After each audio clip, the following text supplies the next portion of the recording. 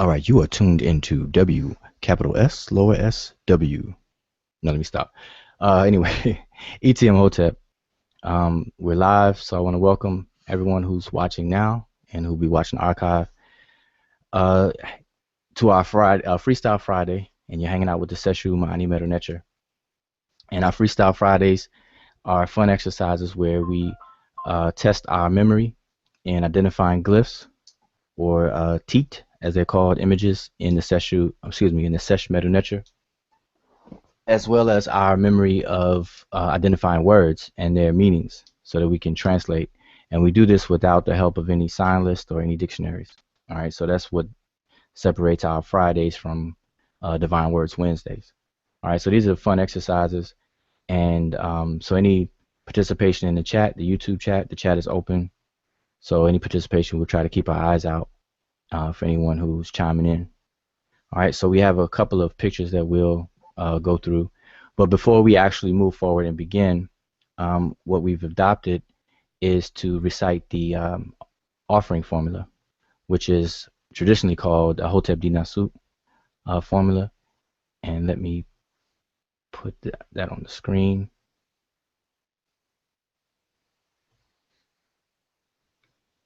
And I hope it's showing up in YouTube land. Looks like it.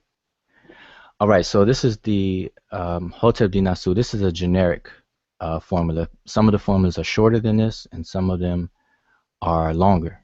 They have a longer list of different items that are being offered. But this is your basic formula.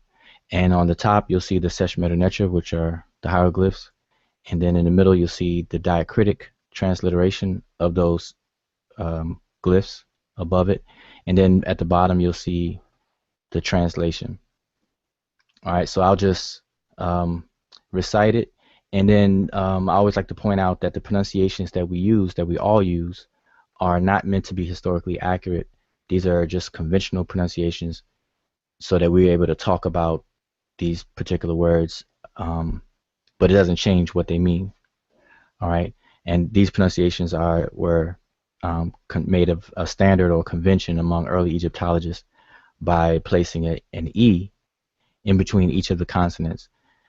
Because as we know, the Seshew mdw-ntr writing system has no documentation of its vowels. All right, so all we're looking at, when you look at the glyphs, all you're looking at are consonants without the vowels. So early Egyptologists decided to insert an E, E vowel, in between the consonants, pretty much on all of the words with the exception of a few, especially with names. Like we'll say Amen, and then we'll say some of the other words, like even the word Hotep itself. You notice that O there. Most people spell it with an O, Hotep, instead of Hetep with just the E's. So different words may have slightly different spellings, but for the most part, the insertion was an E. Okay, so anyway, the formula goes as Hotep Dinasu, Wasir Neb Jedu, Netcher A Neb Abju, DF Peret Cheru, T Henket Ka Apet Sesh Minket, Ket Nebet Neferet Wabet, Anket Netcher Im, Inka In Imaku, and then you see the question marks there, and you would fill in the name of a deceased person, someone who has passed, whether it be a personal relative or someone that you want to give reverence to. And then you follow that person's name with the last two words, Macheru, which means justified, literally means true of voice. All right. So what we like to do is put a generic term for ancestors, which would be Ahu, in place of the question mark. So we would say Inka in Imaku Aku Macheru. All right. And what that all means is an offering which the king gives, Wasir or Osiris, who is Lord of Jedu, the great God, Lord of Abydos, so that he may give verbal offerings in bread, beer, ox, fowl, alabaster, linen, everything good and pure on which a God lives. And then the last line, for the Ka of the revered one, or the revered ones, the ancestors who are justified. And I just filled in, as I said, generic term for the ancestors. But you can personalize it to particular people and use their names. All right. So this is how we would like to begin and kind of set the tone for everything that we do by, invoking or paying reverence to the departed ones, the Imaku, the revered ones. All right. So now with that being said, like I said, this is Divine Words. Excuse me. Tonight is Freestyle Fridays. And, we just like to have fun on Freestyle Fridays. Call it Club Seshew or what have you. Um, and we just want to have fun, identifying glyphs from memory and figuring out the words, the meanings of the words, and even the translations. All right, so we'll work with a couple of pictures. Now, where we get these pictures from for Friday are just random pictures that people submit to the our Facebook group, Seshew mdw-ntr Facebook group, or in absence of that, we just survey the internet and pull up a picture. As long as it's clear enough and big enough, so when we zoom in, it doesn't get blurry or anything like that. So we just go for it. So this is what we're going to do tonight. Like I said, we'll keep our eye out for any participation in the chat on YouTube. And so far, I'm looking at the chat right now. I just want to say ETM Hotep and greetings to the brothers and sisters, the Senu and Senut that are on YouTube and are watching now. We have Brother Sean, Monica, Mactip, Hotep, and the Brother Strife. All right. That's what I see so far, who actually are typing. All right. So, and with that said, my name is Wujau Meneb Eri Ma'at, but most people call me Wujau, which is perfectly fine. And it's Wujau because people say Wuja, Uja, and a lot of people kind of butcher up my name, but it's okay. But it's Wuja, like Wu-Tang Clan, Wujau. All right, Wujau. And my name Wujau is a form of the word that a lot of people use already in the phrase Unk Uja Seneb. A lot of people pronounce that phrase like that. Unk Uja Seneb, life, prosperity, and health. When people greet each other sometimes, Unk Uja Seneb. That Uja in the middle of that phrase is a form of my name, Wuja, but it's Wujau, which is he who is prosperous. So just wanted to say that as far as the pronunciation. So all right, now with that, everybody else on the panel, can introduce yourself and say your name, and we'll definitely know who we say for last. But yeah, introduce yourself, and then we can get started.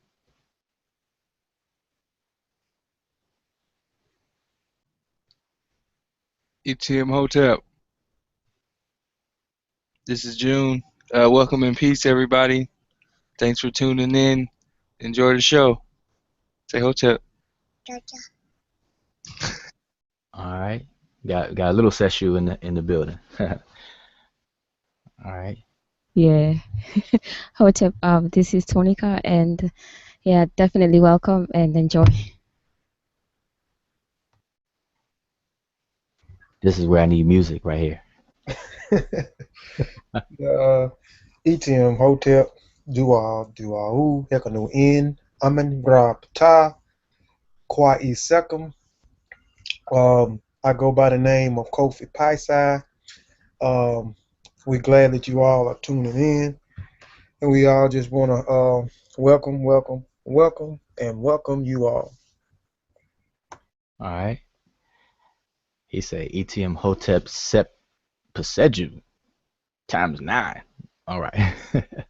So, and I just want to remind those who are watching live, because I just had to do this just now.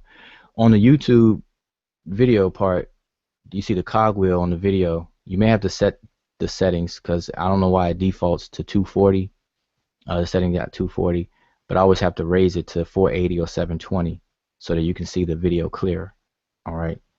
So if if that's a problem, that if you see it blurry or whatever, then try adjusting that. All right, the cogwheel at the bottom right hand side. Okay. All right, so let's get ready. So what I'm going to do, I'm going to share my screen, and I hope that the picture is big enough and clear enough. So let me do that. Actually, let me freeze it on my screen here. And here we go.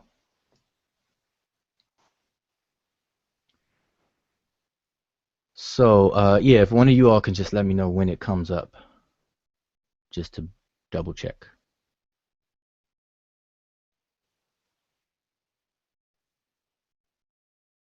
It's up. Golly. That's a lot of glyphs, and it's kind of small. Yeah, I'm gonna zoom in. I just wanted everybody to. I wanted to get it all in the same shot, um, so we can deal with it. But I'm gonna zoom in. Okay, so all right, at least that's good that it could be seen.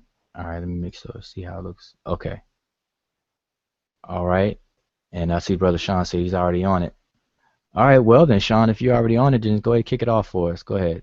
We'll give you the mic. All right, or we give you the floor. Just go ahead, start giving us the translation. All right, but we can go ahead and get started. So remember, now this is the thing. On our Divine Words Wednesdays that you'll find in the archives, we always focus and remind people of the importance of methodology. All right, clear across the board. You know, method is important because a good method will produce good results. Bad method will produce bad results. You know, garbage in, garbage out, basically. So this is no different. So although we're freestyling, we still are following the proper methods. All right, we're just not using the books. So the four main steps of the methods of transliterating and translating is step one, you have to identify the direction that you're going to be reading in. So you have to identify the direction in which the signs are to be read. And then step two, you will identify all of the signs. And step two will come faster and faster as you become more familiar with different signs and know what they are. And that's the step that you'll use a sign list, but we're not going to do that tonight. Step three is the dictionary step.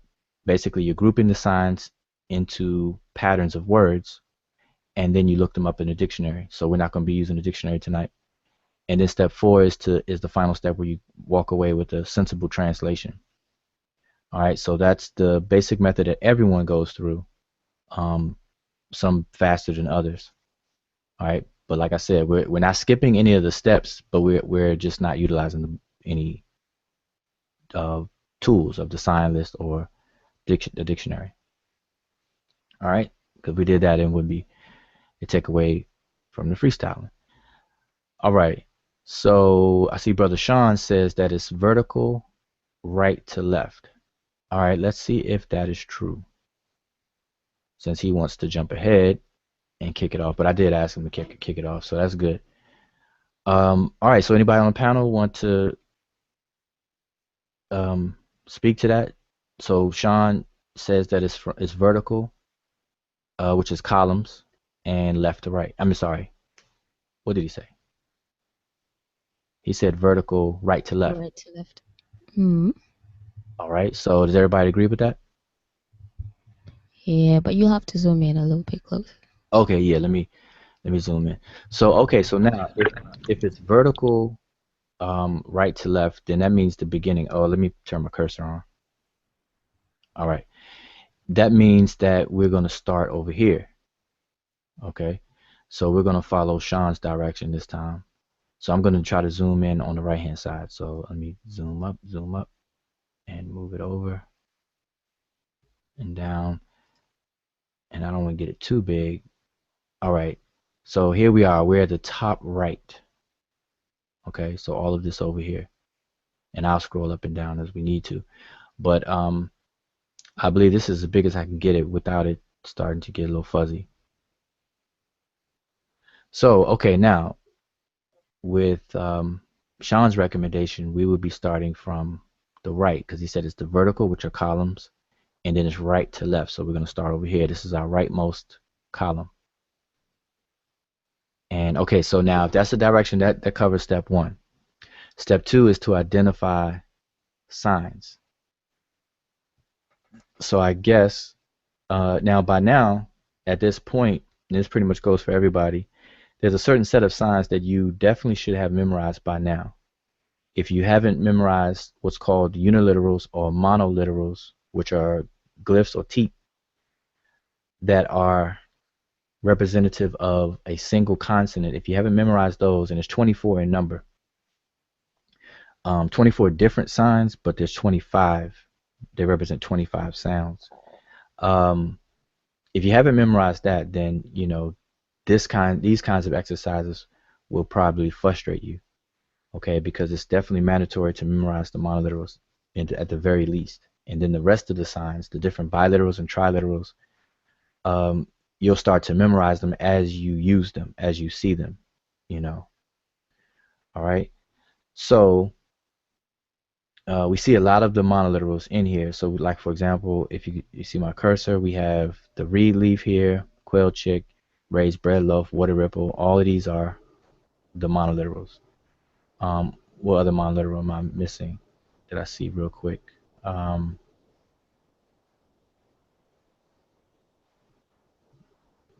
Let's see here.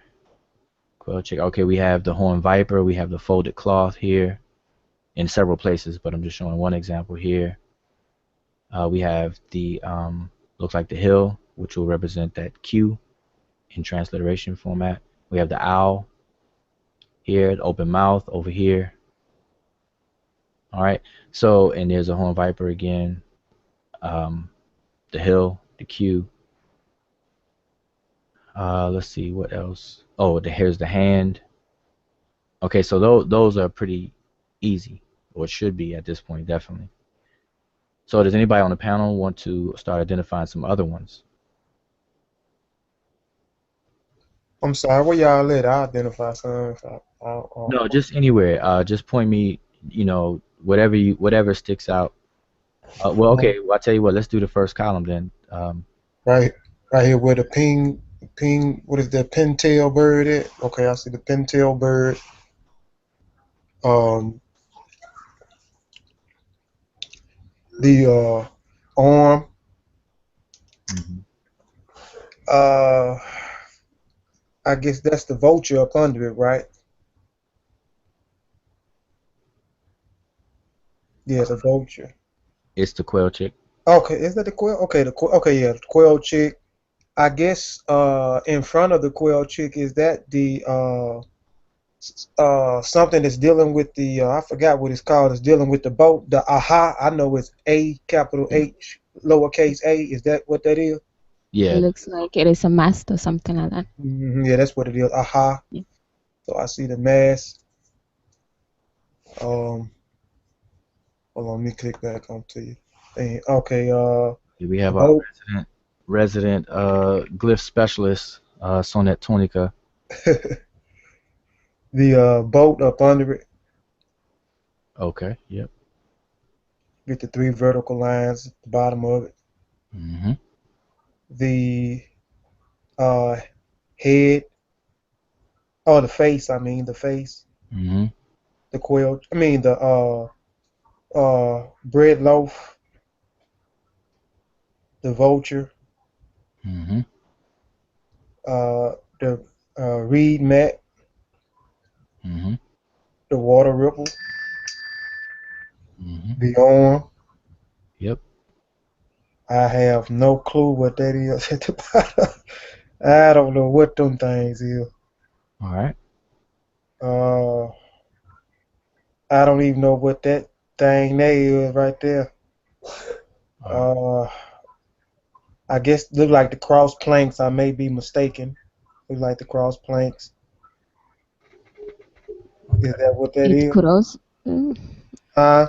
it also looks like it could be the crossplane, or it could also look like what is it called? I don't remember what it's called, but the when thing.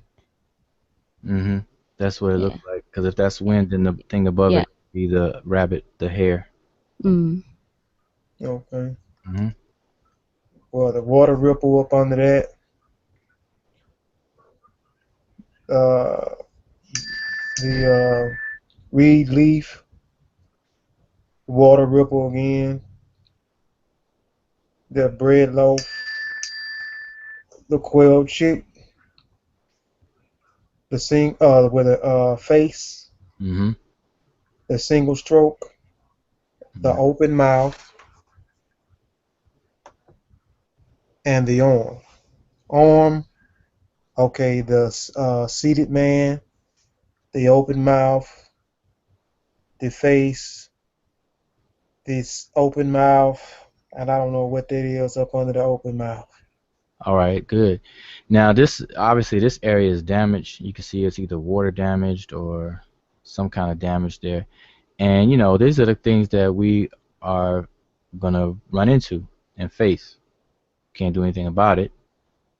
Um, and what happens is a lot of times that Egyptologists, when they are translating or transcribing, they'll do their best to redraw what they can see and what they can make out. And then a lot of times it becomes context clues.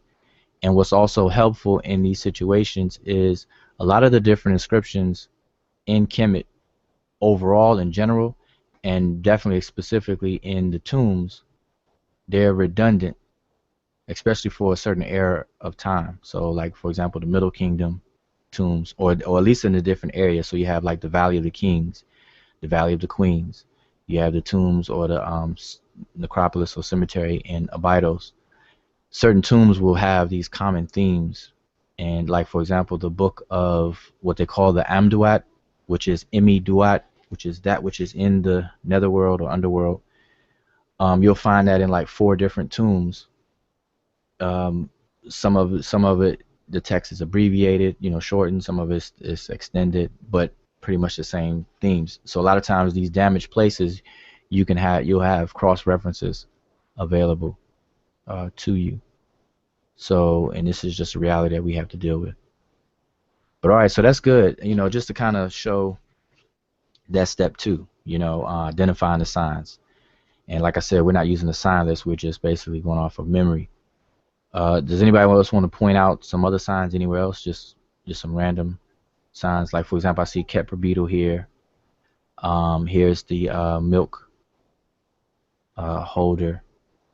Here we have the legs with the door bolt above it, which is a combination. We have this open round, what they call the open round for the consonant M. We have the hand with the conical loaf in it for the word D, usually. Tethering rope, man and woman, men board. We have a mammal, calf or bull, masthead again. We have Nisubiti, we got a cartouche here, or Shinu. So now see, by looking at this, it will, kind of tell us when, or, the time frame, possibly the time frame of this particular artifact that we're looking at. So we see Jesser Kara inside that cartouche. And I'm just going right here. There's a tongue right here. What else? So does anybody else? Anybody else want to identify anything?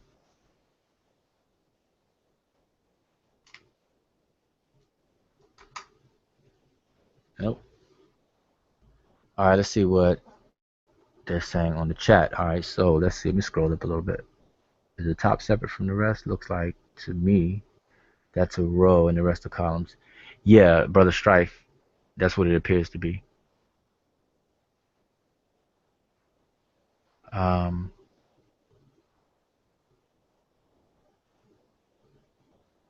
let's see here. I'm trying to scroll up. Right to left vertical. Top line is horizontal. Yeah, that's true. Okay. And I know this is gonna be weird for people who watch this on the archives because you can't see the actual chat comments. Google needs to go ahead and upgrade and do something about that, where people can see the chat on the side. Okay. All right. Well, if nobody else has anything else to kind of identify here, then we'll go back over here to the column. Now, obviously, for time purposes, we're definitely not going to do this entire picture. All right. So, we're just going to go from, we're going to take Sean's recommendation. He said it's vertical, right to left. And we're just going to, do a little bit. So now we're going to move to step 3, because step 2, you would identify all of these signs. All right. Every single one. And you look up the ones you would need to look up. All right. So, and then now we will move on to step 3. Now, step 3 is all about patterns, and patterns meaning words, because that's how our brain, perceives reality around us anyway. We tend to look for patterns.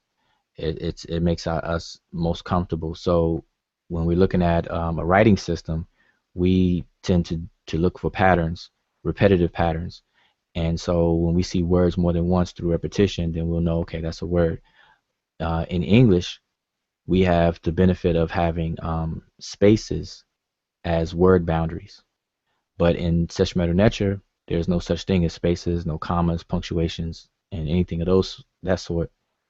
So what we use, which is a big help, not 100%, but what we use as a huge help is what's called determinatives. And those are signs that help determine the meaning of the word, and they're placed pretty much 90% of the time at the end of words. Okay, so determinatives are something that you definitely want to become familiar with and used to. Okay, now they received the name determinative because they help determine the meaning of the name, the meaning of the word that it belongs to, but it also serves as a classifier, that it classifies these in these concrete nouns into categories, similar to how Bantu languages work, like Kiswahili and other Bantus, where they have this prefix classification system. Okay, so that's what we have to aid us. And being familiar with the common generic determinatives, it definitely helps in recognizing these patterns. So, for example, in this first column, this boat right here should be recognized as a determinative. So we could pretty much figure that this is a word boundary, and this will help us in when we would look up the word in a dictionary. But tonight we won't do that. But normally, and then sometimes you may have to refine your boundaries, because basically step 3, what you're doing is you're, like in this example, because it's in columns. Step 3, what you're doing is drawing lines where one word ends, one word begins. And sometimes you may have to move these lines that you created, these imaginary lines. Or, if you have a hard copy in front of you and you're working on something, yeah, you could draw lines so you could separate these words. I know some people that practice and do things like that. But you may have to adjust these demarcations that you create, because you may have assumed wrong at first, and that's okay, because what you're doing, you're going through a hypothesis. You're just speculating what the word is at first until you confirm it, and then sometimes you have to make adjustments. So anyway, that would be so. In step 3, let's try to identify at least a couple of these words right here. So I'm gonna look to the chat first, since Brother Sean said he's on it. So let's see.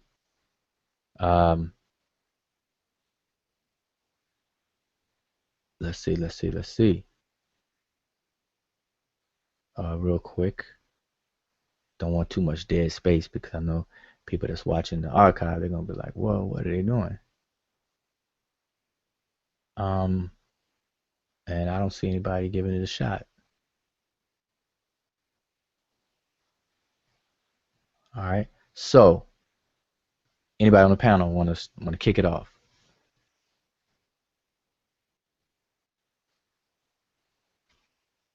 Where we going at? We on the first. I'm sorry, I ain't been paying attention. You announced that too, huh? Like, yeah, I haven't been paying attention. Yes. No. All right. So yeah, the first column on the right. Oh man, I can try it, man. I can try it. I see the pintail bird and the arm. I know that's gonna go together. That's gonna give me pi, right? PA, right? Um, Mm, not Oh, the that's because it has to be the uppercase. huh. Not the I think the goes with the must. Okay, so the pi is gonna be P capital A, right? Then that's Correct. pi, right? That's pintail, right? Mm. Okay, and then the arm. Okay, the L is gonna go with the mass. The aha, pi, aha, A, lowercase a, capital H, lowercase a. Um. Uh. Man. Uh. Okay, but I'm thrown now. Okay, cause where is the W? Okay, is that pi, ahu? Is the quail chick is gonna go with the aha? Is it gonna be ahau? Looks like so far. Okay, so pi Not sure. ahau, if I'm pronouncing it right, hurt. Uh, hurt. Um, P in hold on, hurt. Now the vulture throwing me off. A is that A? I know that's APN, but I know pen would be a word, but the A, is it going to be APN? Is it going to be hurt APN? The transliteration right there, the APN, the vulture, the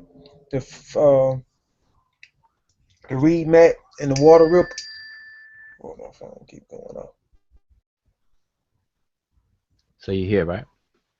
Yeah, I Okay. said hurt, and then you see the vulture, the reed mat, and then the water ripple. Is that going to be APN? I know pen is a word by itself, the PN, but I see the quail chick at the top of, not the quail chick, but the vulture at the top of it. So I mean, that's kind of throwing me off right there.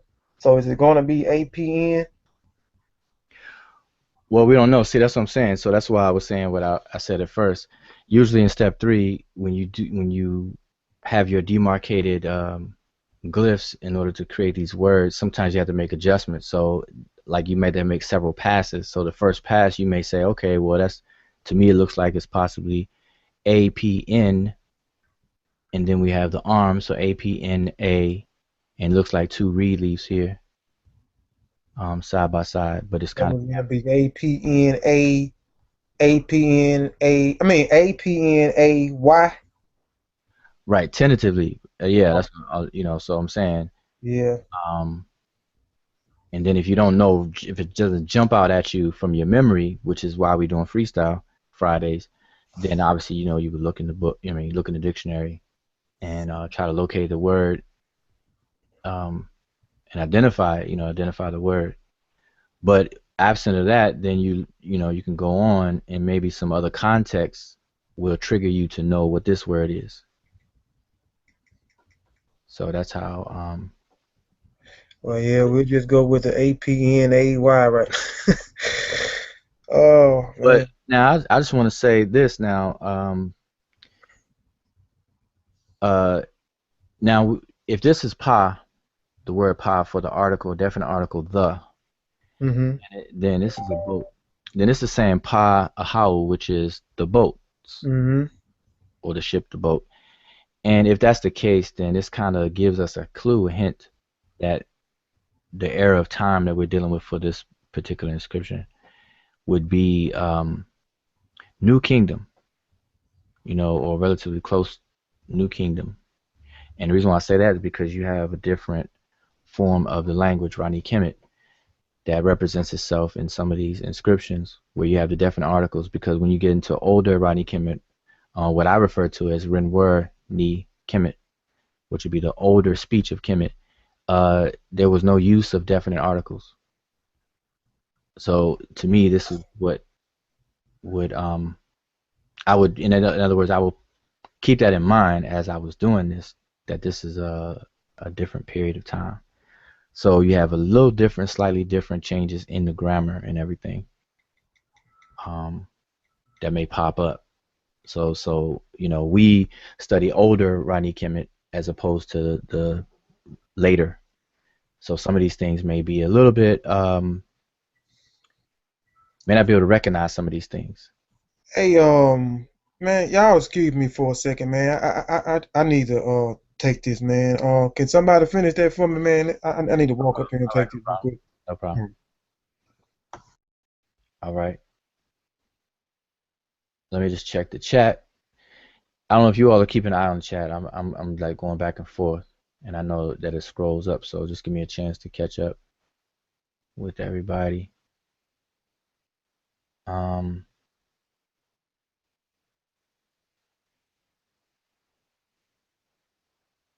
just reading through. Okay, no questions. All right. Or participation. I guess. See, this is kind of a little intimidating because this, you know, if I zoom back out, there's a lot of glyphs. There's a lot of glyphs on this. This will take some time. And see, because we don't use this language every day, all day, we don't read it. We don't read the writing system every day, all day, and we don't speak it every day, all day. This is not like something that you just pick up a newspaper and just going to read. You know, that's what everyone strives to be. But it's going to take some work. It's going to take some repetition and some redundancy going on. And you know, we all have lives to live, and we speak English to everybody else around us, and you know, so we don't dedicate the amount of time for us to move in this fast, you know, at a faster pace, but it gets done, you know, just gets done with practice. And I always recommend people to practice doing something with the language, anything, at least half an hour a day, anything, even if it's just like taking something like this and just staring at it and just trying to see which teeth or signs or glyphs that you can recognize, you know, just something as simple as that. And then you'll start to put them in patterns as you get used to the words.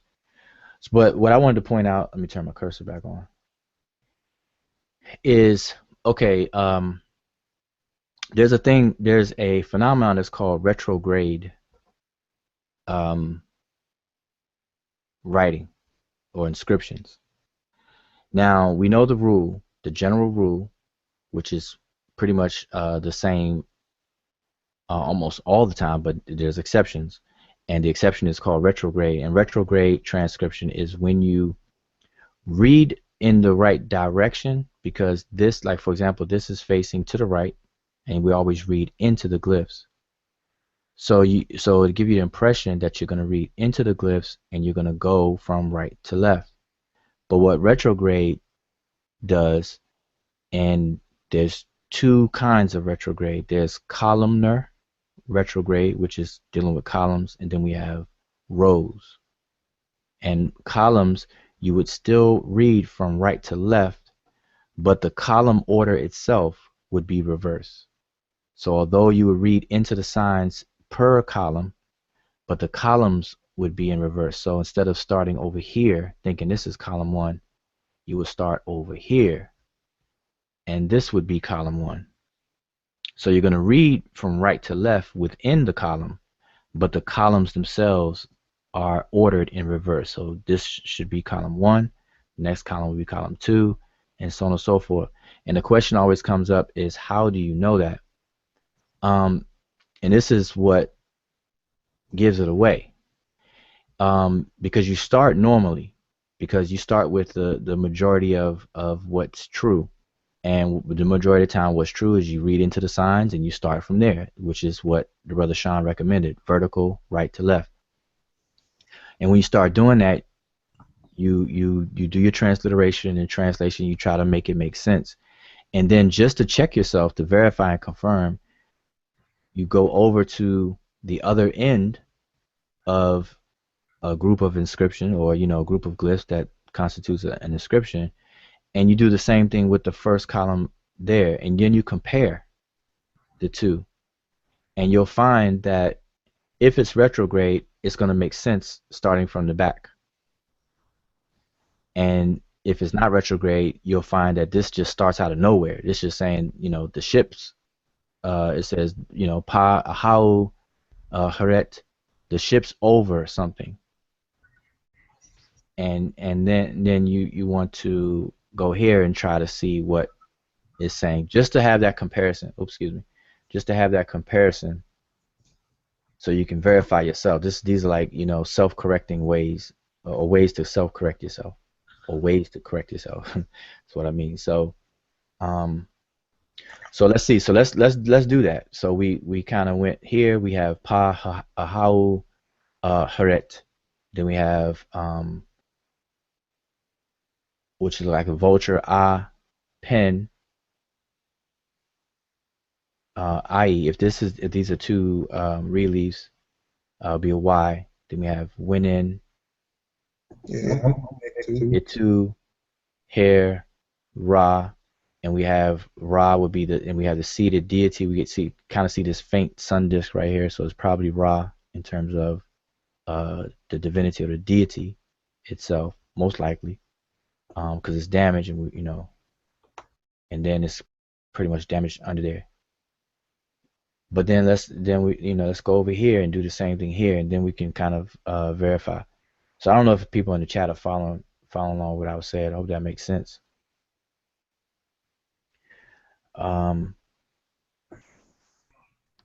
Just want to take a second to see if anybody made any comments to what I said. How about on the panel? Y'all have any comments about what I just said? I do. I'm lost. I just came back about 2 minutes ago. I ain't been sitting down about 2 minutes. Okay, yeah, I was just explaining retrograde inscriptions. Oh, okay. And one of the ways that you can actually know that that's actually occurring, because that question is asked a lot. How do you know? And so I was just giving a clue. One of the ways. All right, so let me put my cursor back on. All right, so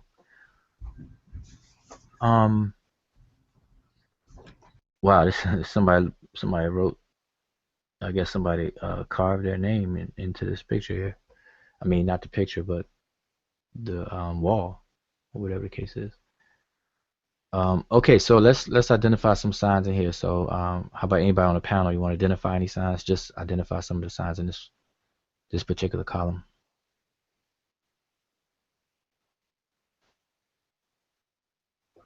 I will. Where we at? Which? I can't see your. Can you see my cursor? Okay. Well, Yeah, it's small. I can see it now. okay.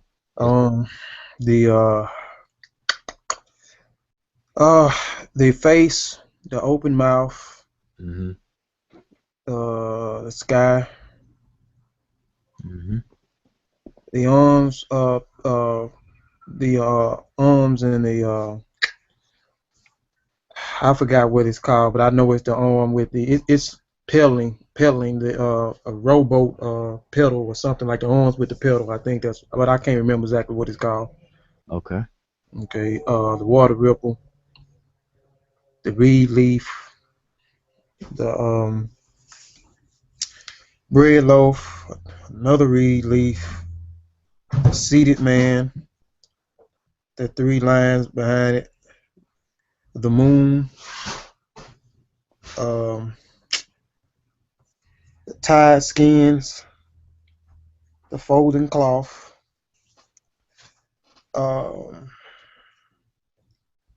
I forgot what type of bird that is, but I know that's Sa. But I can't remember exactly what's the bird called.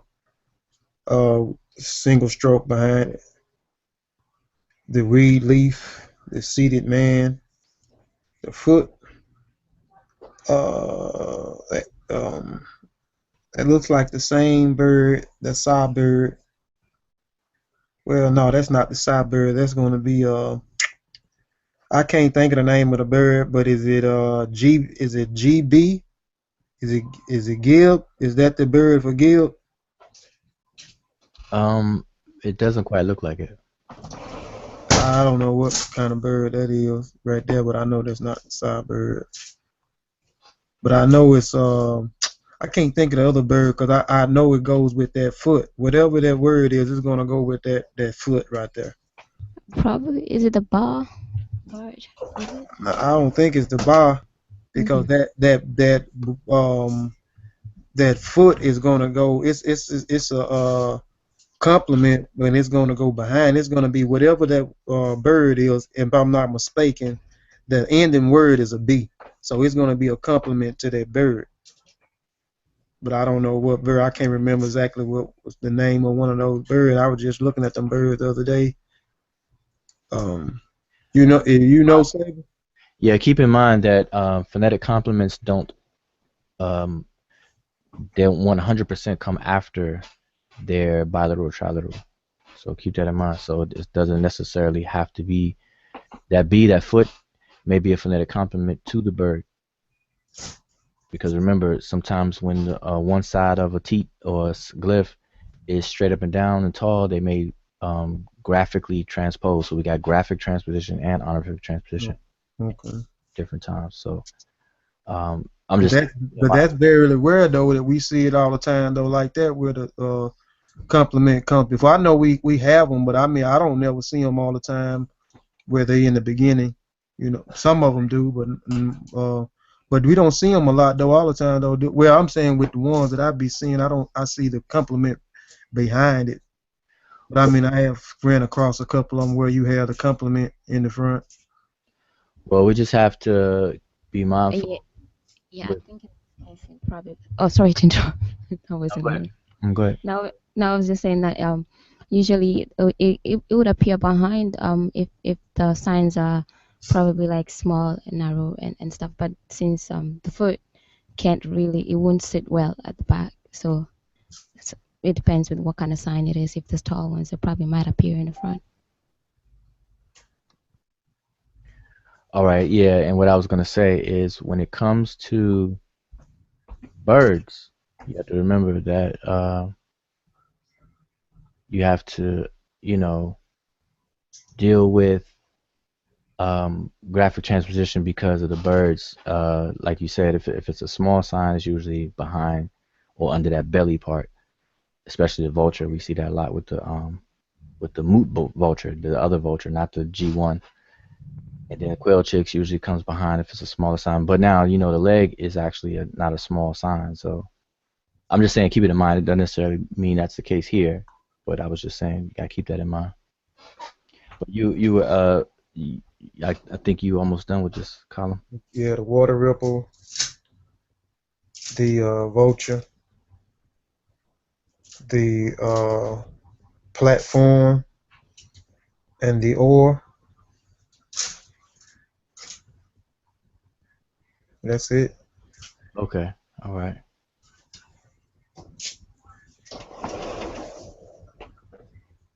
All right. So anybody else want to? Let me just check the chat here. All right. We have.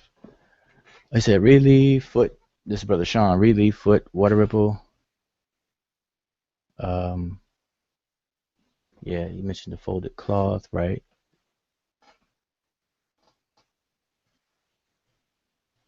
Okay. Well, we're gonna keep going. All right. So now, like I said, we're gonna compare this column, this far left column with the far right column. So let's see what we come up with in terms of translation or identifying these words here. Anybody want to give that a go?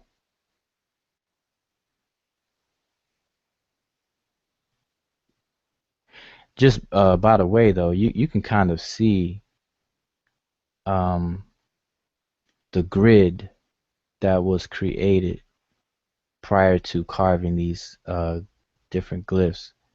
Like right here at the top of this. Now, I don't know if this is a defect inside of the picture. Minus these red squares, so ignore that. But if you see right here above all the glyphs along the top, if you can follow my cursor, you'll see look like a red chalk line that's going all the way across. And some places it's faint than others, but it's pretty much a chalk line. And you see this chalk line going down like a column.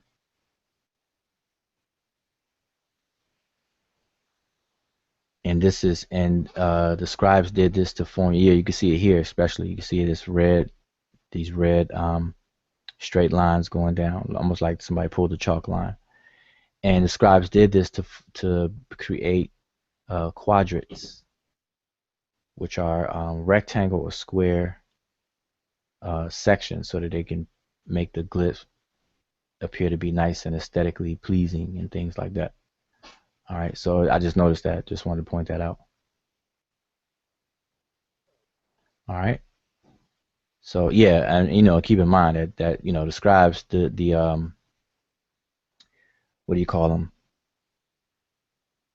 I forgot exactly the word for it, but they didn't come in here just out the blue and just start just carving, just hammer and chisel and stuff and just carving. They actually drew it first, and then would carve into it, and especially this kind, because this is what they call raised relief, where the signs are protruding off the surface, as opposed to sunk relief, where the signs are going into the surface.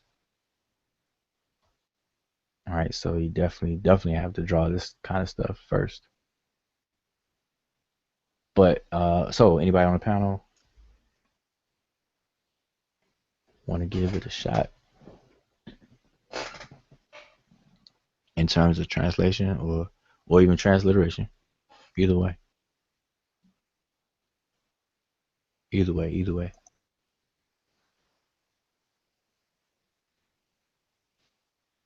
No? All right. Well, okay. So, all right. So look. So first we have this figure here.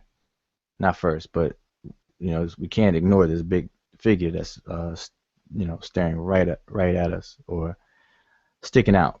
Okay, and we have a smaller figure here. So obviously this smaller text here is going to relate to this smaller figure.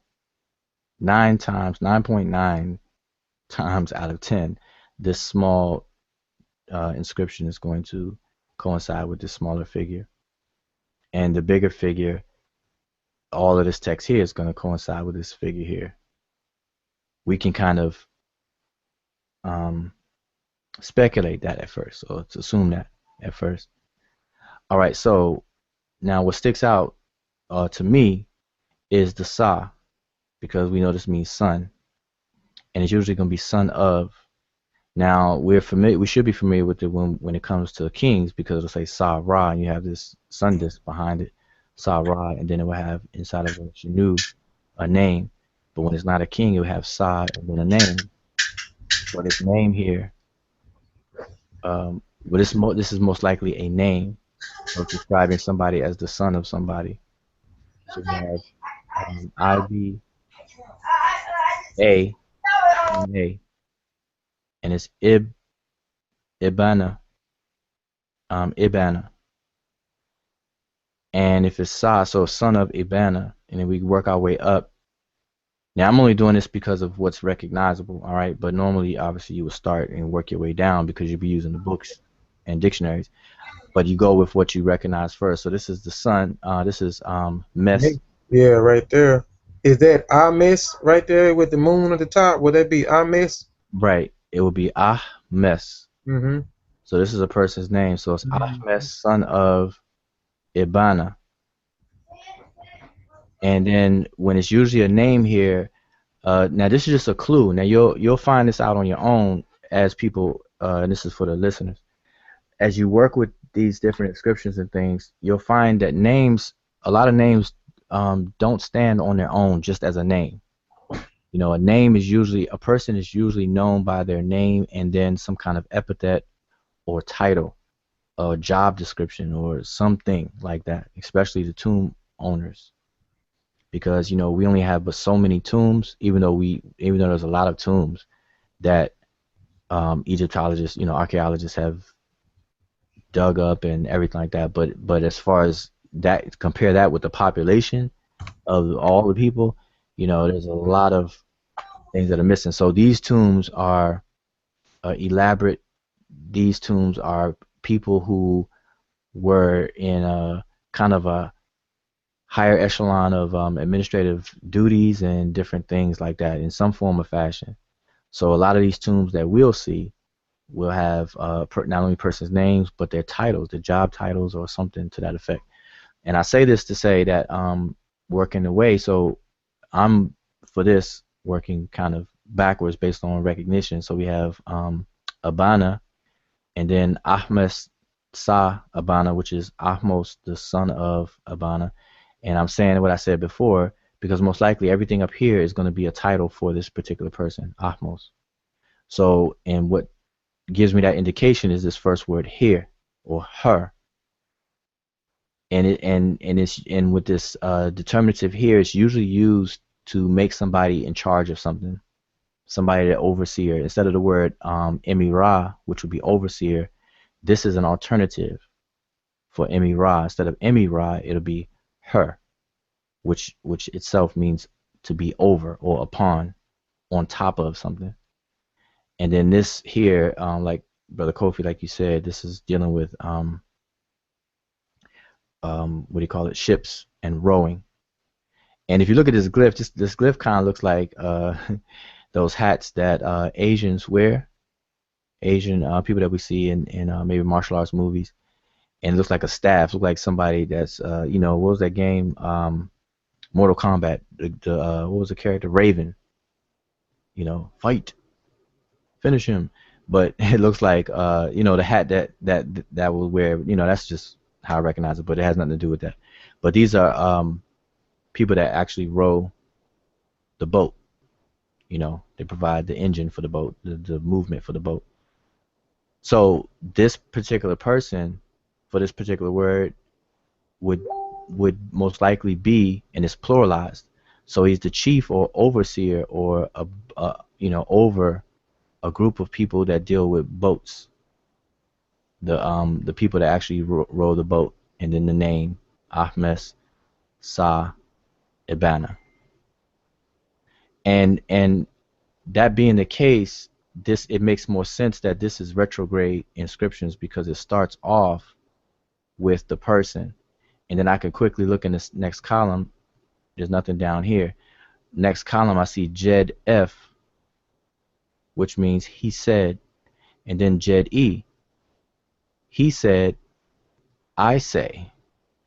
So he said, I say or I speak, and then in Chin or in Chinu, which would be, he said, I speak to you all, and then so on and so forth.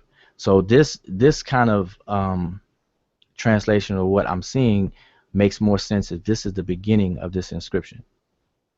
Okay, so this is how, and I'm basically answering the question of how can you tell.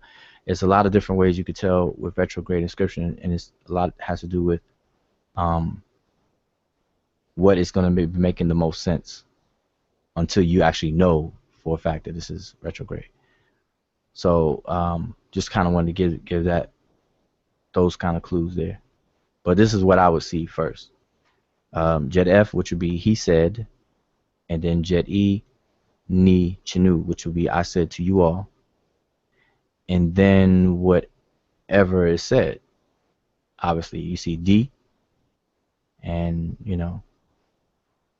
whatever else. Then you would go down the line. So hopefully that makes sense. That makes sense. Anybody? Yeah, it does make sense because once you when we started on the other section, the translation kind of threw you off. When you started halfway, it didn't make sense. Okay. On the first column. Yeah. So,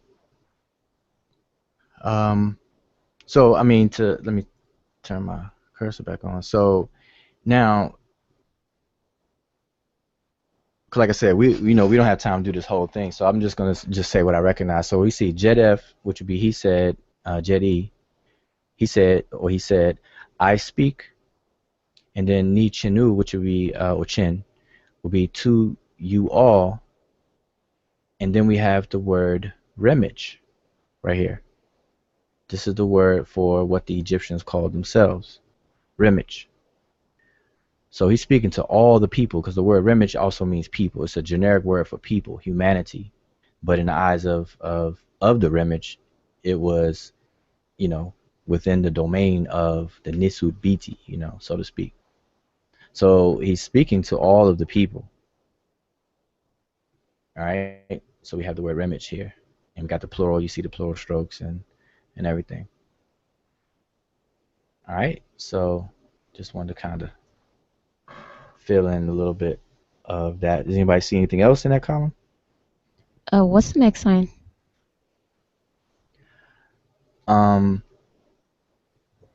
Nibit, die, cutter. Oh, this sign here. Yeah, that's the Yeah. basket with the. Ain't that the basket with the handle? Oh, well, that's the basket with. Is that yeah? Is that the basket with the handle? Well, that wouldn't be nibit, really. Oh, okay. It's kind of big though. Because it has something at the bottom. I don't know if that's part of it as well. I Yeah. just haven't seen it before. Well, it looks like a bread loaf above it. Okay. So is All is right. that the Okay. basket? Is that a basket with the handle on it? That's what I'm saying. If it is, it would be kind of big because we see a basket with a handle right here for sure. Okay, yeah, we do see it, and it's kind of Yeah, smaller. And yeah, and the handle is on the other direction on that one. so the handle would be over here. So that's nibit. That's right. That's right. So that would be nibit. Wouldn't that be nibit? NBT nibit die di nibit die, and then It's D. uh D. huh D. yeah di right. Yeah, he's got the English pronunciation. No, it's D. You were saying die is D. Okay, well I'm turning the word up, but yeah, I mean with the D and the I on the end of it. Give to give, Mm-hmm. and then I see cutter, which is in the presence. The R and the placenta at the bottom. XR. That would be RX rec. I mean XR. Yeah, that's in the presence, right? Rec would be RX. Oh, okay. Shoot, that's right. To know? I'm tripping. Yeah, that's right. That's Rex. That's right. That's no, right? Mm-hmm. Okay. Mm-hmm. Now this Nebit goes with Remich. So basically saying, he said, I speak to you, plural, and everybody. Basically saying all people. So Nebit would be the adjective in this case. So it'd be all Remich.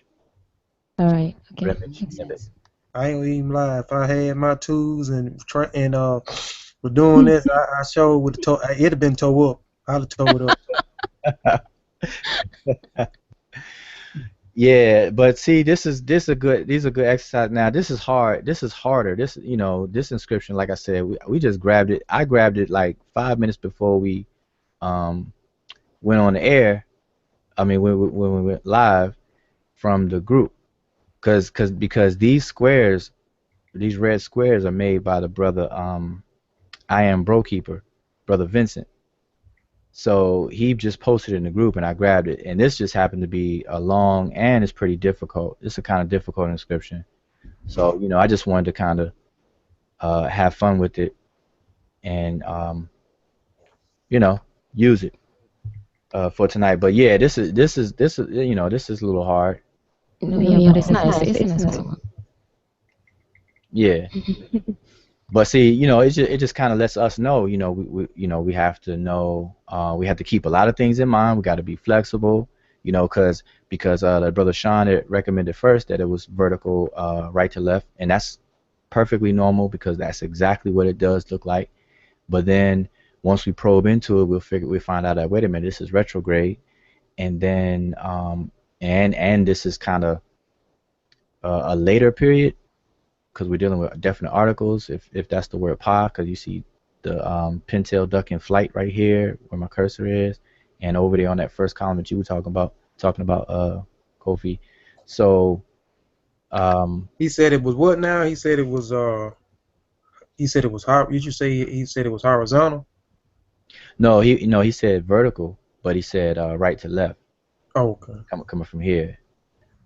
So it's correct. It's vertical, and you read into the signs within the column, but these columns are in reverse order. So anyway, so it take a little bit of knowing a couple of these things, like for example, Nebit. Sometimes somebody say Nebit, okay, that means mistress, and then if that's what you're thinking, then man, you'll be thrown off. You're like, okay, mistress gives the man, some knowledge, you know, like Nebet D-E Rec. Okay, women breaking knowledge down. Okay. I'm gonna tell you, I would say the lady gives knowledge. Right, right, right. So, you know, but that's fine. See, that's good that you do that, because what's going to happen is the more that we learn for on an individual basis and even as a group, then a lot of times you'll be able to go back to translations that you've done yourself, and you can refine it, because you're gonna say to yourself, oh man, you know, I can come up with a better translation. I can make it sound, you know, a lot better, make more sense, and ooh, I was wrong right here, or I was right here, you know. So all of that is perfectly fine, and that's why early Egyptological works and translations are constantly being updated. Like for example, the Papyrus of Ani. Everyone knows that Budge translated that. That's probably the most popular book that's available. But he did that in the early 1900s. So now you have people come after him, such as Raymond Faulkner, and I forgot the other author, but they put out another translation. So, um, it's more updated and it's more refined, or whatever, and then people have a choice, or whatever the case is. So, so on a personal basis, even the translations that you do for your own personal studies and everything like that, you'll be able to do that to yourself. You'll be able to correct yourself or whatever the case is. So keep that in mind. So yeah, this is saying, this is Remich Nebet, which would be all people. And then we have D-E, which means I give. And then you do have Rek, which would be knowledge. And then 10 to you, plural. And then some other stuff down here. We have Kepper, the beetle again. Or not again, but the beetle shows up. Um, Another seated man. We have a baby calf or goat laying. Quail chick arm with a stick in it, showing force or power. Now here's a basket with a handle. Quail chick, reed, and then we have that open round. We have the necklace, the nebu for gold, 3 dots under it, and then we have sapa, or doorbolt, look like doorbolt, stool, some strokes, and ket, looks like the word ket. But that's just eyeball, it's just eyeballing the actual glyphs. But then you go down and then try to group these glyphs into words and look them up. So yeah, if we had the books right now, we'd probably fly through this a lot faster, a whole lot faster. But like I said, Freestyle Friday, we're not doing that. So this is what's recognizable right now. So he said, I speak to you all and to all the people. And then he's saying, I give, or giving, yeah, I give, ready E or DE, and rec, knowledge to you. And Say, it's, so the seated man, how would that be translated? That would be how that would be translated. Because that's a word too, the seated man, right? Above the open mouth, right? yeah. So how would that be translated? I just want to make sure because Transliterated or translated? with transliterated, I mean. It would be it would be DI dot I. DE. Okay, right. Okay, I that's give, okay. I give knowledge. Okay. I just wanted to make sure that because I thought you had said that, but I wasn't for sure. And then when I was looking at it earlier, after you had said what you said earlier, then I said it probably would be DI, and that would be the seated man would actually be I. Okay. Most of us look at it and we wouldn't even fool with it. We'll think that that sign there won't be translated. Okay. Well, it would be DE, which means I give knowledge to you, plural. And then it's like Hesiu, which would be those jars for the word Hesi, which means to honor, to set apart, Mm. glorify. Mm-hmm. And then Kepper, which and it's keperet in, which is like a happening, or some event or some manifestation of something, and then it would go on. And then e, so you have so it's past tense keperet in e, which would be something that happened to me. So some kind of glorification happening to me. So look like it's telling a story. And basically now going back, instead of saying I give, sometimes the word ready is like not giving as in handing something to someone. It's almost like to allow something to happen as well. So it can also mean instead of saying de, meaning I give you knowledge, is saying it's probably most likely more accurately to say is that I am letting you know. I am letting you all know. Okay, this is based on the grammar. I am letting you all know, because you have rec 10, which is plural, you all. So I am letting, instead of I am giving you all, instead of I am giving you all knowledge, it's probably more proper to say I am letting you all know, and then whatever. All right. So anyway, yeah, I don't want, this is kind of hard one, so I don't want to really because people will watch this and kind of be like, wow. So, and I don't want this to be intimidating whatsoever to anyway. But let me check out the chat that we have going on. So we have brother Seshew, Hotep, brother Seshew. Let's see, Shesmu Shesmu call out some stuff really quick. All right, he said Lord over or gives, Lord gives. Yeah, I had already commented on that. It wouldn't be a nebit as far as Lord or Lordess. It would be the adjective to remich, so it'll be all, the word all, so all people. And but now this can be a little intimidating. So I got a quick question. oh, okay. Hotep. All right, Hotep, yeah, man, he snuck up in here. Yeah. With that nebit and that lower and that all, it's some kind of way grammatically that you can kind of tell if it's going to be nebit to mean all or nebit to mean possessor or lord. Can you kind of go into that, kind of explain that? Yeah, well, the word neb itself is can be one of two things. One, it can mean Lord as a noun, or it could be all as an adjective. Now, how would you know? Is because adjectives. It sounds like we lost you for a second there. Oh, can you hear me? Yeah, after the word neb, we lost you. Oh, okay. I'll say it again.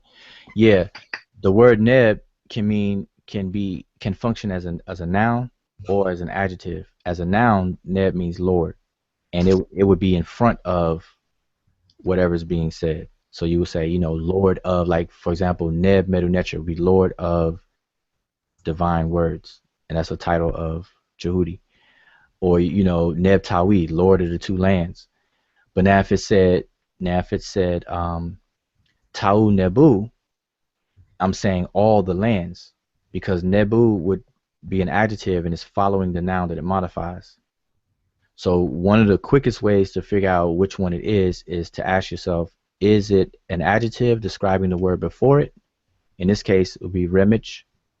Or does it stand on its own, so to speak, and flows with the rest of it following it? So so that's a quick way to check. Just check the word before it. So if it was neb, rem, or nebet, reason why it's nebet, because remich is feminine. So we have a feminine marker for neb. Instead of neb, instead of remich, neb is remich nebet. Well, I got a question now. Okay, with that, the remix right there, that's plural. So I mean, I would think that's plural. So once I transliterated that, I'm saying if we weren't doing it and I was by myself, I still would have transliterated the basket with the bread loaf at the bottom is NBT, and I would have went in and I wouldn't have used all. And the reason why I'm saying I wouldn't have used all, because I know remich means people. So that's we not talking about it. We talking about plurality. Then I see the 3 strokes behind it. So why it would be hard for me to say all remage. I mean, I'm not saying that's not correct, but I'm saying that it would have been hard for me.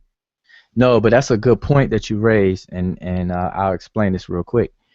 So We have that reminds me huh? of the collective nouns you was talking about a while Yeah, back. exactly. That's exactly what I was gonna say. We have what's called collective nouns, which are nouns that appear to look plural, but they're talking about a singular group of things. So like the English word group, that word is not plural grammatically. It's a singular word, group. I don't say groups with an S. I could just say group. But the word refers to a large body of people. So I could say, man, look at this group in this room. But I'm talking about a whole bunch of people, but the word itself is grammatically singular. So this is what we're dealing with the word remage. The word remage, although it looks plural, it's a collective noun and is treated as if it's singular. So this is something that we'll get into with the grammar, but I'm saying that's the reason, that's the answer why. So remage is a collective noun, and this is confirmed because the adjective after it, which is nebit, is a singular feminine adjective. So it lets us know that the remage is feminine and is singular. Even though you see those plural strokes, though, that's just letting us know that it's a collective noun. Yeah, no, but that's a good observation, and that's a good point, though. But that's the answer, though. Okay, I got you. It makes sense now. Yep. So, yeah. So how much time? What time we have? We left. We've been about an hour. So if we see that basket after them 3 strokes, then it's probably gonna mean all. Hmm. Is that a I'm sorry. Say that. Just repeat it. if we see the basket after the 3 strokes, it's gonna mean all. Yeah. Well, you were asking me? Yeah, it's a question. Oh, okay. Yeah. We'll kind of go back to what you were asking before. It's a matter of asking yourself, like, whenever you see the word neb, and your mind is gonna say, okay, that means Lord, but you got to kind of figure out real quick that is it a noun? Is it being used as a noun or an adjective? Noun, it would be Lord, or if it's feminine, it would be Lordess, or as we say, mistress. But if it's describing the word before it, then it's used as an adjective, and it's all. So that's the two. Well, that's the way that you can differentiate between the neb that's Lord and the neb that's all, because they're different words. It's just that the consonants is NB, and to us it looks the same. Neb is the same, but they're two different words. Like I said, we don't know what the vowel was. It could have been nib for Lord, and then knob for all with the O in it, or that pronunciation. I'm just to give an example. So yeah. So, but the other point I was making is that although ready or D means give, sometimes give doesn't mean give as in giving somebody something. It also can mean allow, to allow something to happen, or to let. So sometimes you'll see it translated as let or allow. And in this case, this is what it means. It's saying, I let you know, and the you here is 10, which is plural. So it's the second person plural. So whoever he's talking to as a group. So it's the second person plural, which is the person spoken to, but a plural, a That's group. them. No, them would be third person plural. So Okay. it's you all. Okay. Yep, you all would be second person plural. So it's that I'm letting you all know, and then we have the hesi, which means something to the effect of being honored, glorified, special. And then we have keper, keperet ini, which is a past tense kind of structure, and it's telling us that something happened to me. It's saying to me. And then whatever, coming after here. And it's EU, which is the goat, the baby goat with the quail chick, EU. And then something with Nekhet. And, obviously, like I said, if we had the books open, dictionaries and everything, we could fly through it. But going off the top, some of these words are not that very used very, very much. So sometimes you wouldn't recognize these things right away. But I'm just looking for some other stuff. And if we go back up top here, we have here's that word jur F.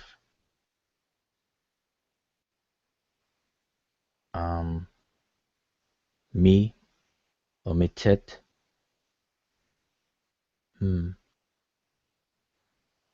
We, Asha, Waret. And I say Asha Waret, which means a whole lot. So this means this Asha means many, and then Waret is great, big, old. So it's a lot of something. I'm just going spotting some words that you can kind of see quickly. I mean, but anybody else see anything that sticks out any as far as words, not the individual signs now, some words. Like I said, we don't have time to go through this entire inscription, but maybe some words. Matter of fact, let's deal with the words that the brother had squared off. Really, I thought I saw forever. Yeah, it's on the fourth column. Oh, up top here. Yeah, that one on the top. Yeah. Jet. Oh, okay. RN, well, Ren, Okay. rent, RNT. But yeah, I think that's a good idea. Let's look at the stuff he has in red. Maybe he was working on something. That one is Kemet. Okay. Yep. Wife. And how about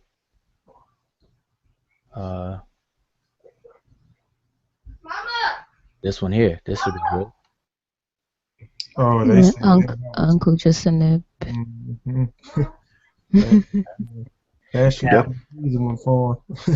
You can definitely tell that's retrograde right there. Yeah, that's good because I was just going to say that because this confirms that it's retrograde. This is like the actual confirmation right here. This is like a triple confirmation because, like I said, it makes sense. But even when you get here, you wouldn't say Seneb Uja Unk. You would read into the glyphs Uncle Ja Seneb, but you're going from, as column wise, you're going from this direction. So it's retrograde. So that right there alone would definitely confirm your guess, your educated guess. So that would be confirmation. Uncle Jasonet. I see number 12. Oh, 12, where you at? Oh, right here. Yeah, because he has it like twice. That's I think it means then. Oh, yeah. Yeah, it's in the other column too. On the other side, he got 12 by. So, but how will you pronounce that? Because the N on it. I know it's A capital H. I mean A lowercase a capital H lowercase a, and then I see the N. Would it be Ha-N, Ha-A-N, or? Well, if that's the block off, it'll be Ha-N, and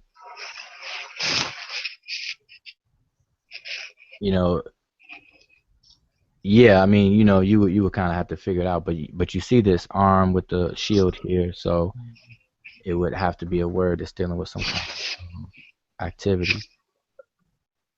And you have it over here, 12. We have Nebu over here, 8. You want an 8? right here, number 6, if you can see that. Oh, right. Yeah, it's one inside number 8 right here as well. Nebu in. And we have Hemet again over here, number 7. Mhm. I believe. I don't know if he's watching now. Let me see. Let me just check the chat.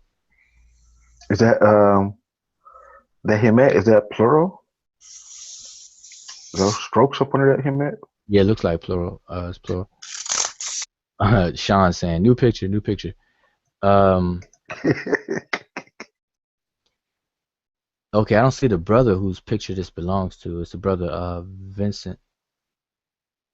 I forgot what his name will be on in the chat. But all right, so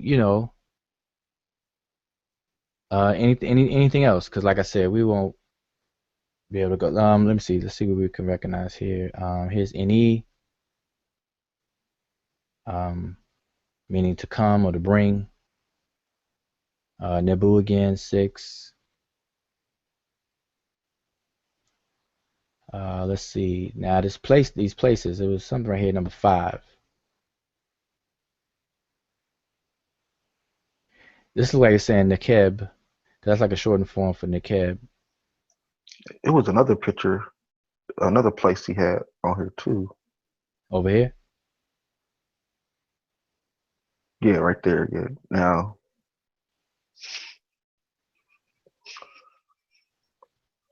This right here is that other variation of that leg. It's the thigh and the leg together. Raised bread loaf. I see the per. Yeah, per. I see it, but it's like I usually see the per T, the T after the T after the per. Mm-hmm.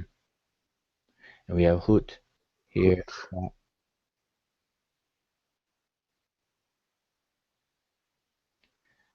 Now these place yes. names. I'm sorry, go ahead. So would that be two places with the one place with the pair that could be a determinative, would it be? For the first one.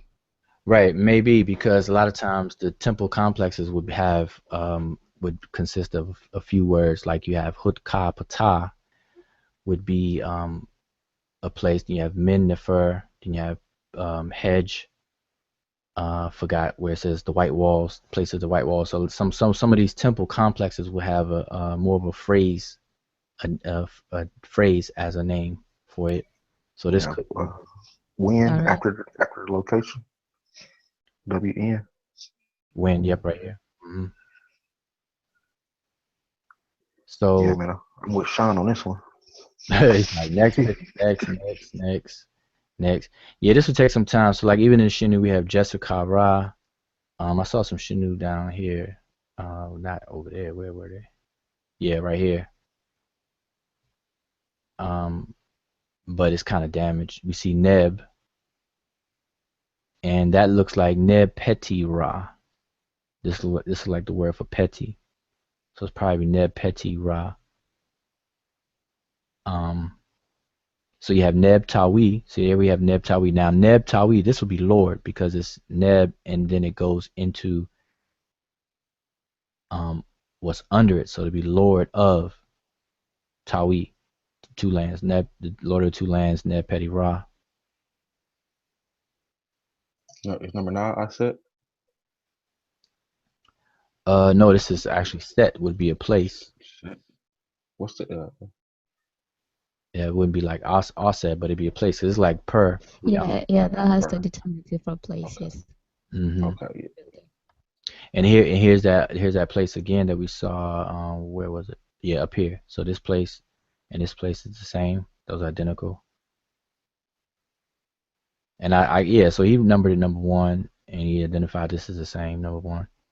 Yeah, but the brother's not watching right now, but he'll watch the archive and because he doesn't even know that we're dealing with his picture. Because like I said, right before we came into the hangout, I just saw it in the group and downloaded it.